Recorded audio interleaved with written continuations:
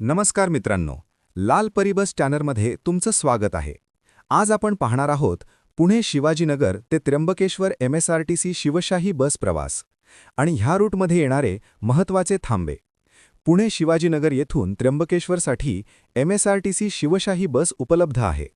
हा प्रवास साधारण 5 ते 7 तासांचा असतो. पुण्याहून बस निघाल्यानंतर हा रूट खालील ठिकाणांमधून जातो: भोसरी, चाकण, मंचर, संगमनेर, सिन्नर, नाशिक, त्र्यंबकेश्वर.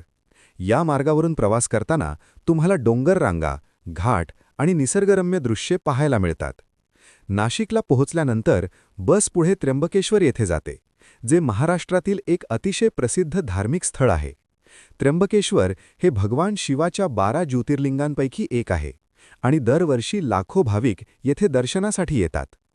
तिकीट माहिती: ह्या रूटसाठी बसचे तिकीट साधारण: शिवशाही बस ₹636, लेडीज फेअर ₹337.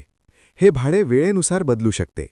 जर तुम्हाला MSRTC बसचे रूट, टाइम टेबल आणि डेपो माहिती एका क्लिकमध्ये पाहायची असेल तर आमची वेबसाईट जरूर पहा: www.lalparibus.in.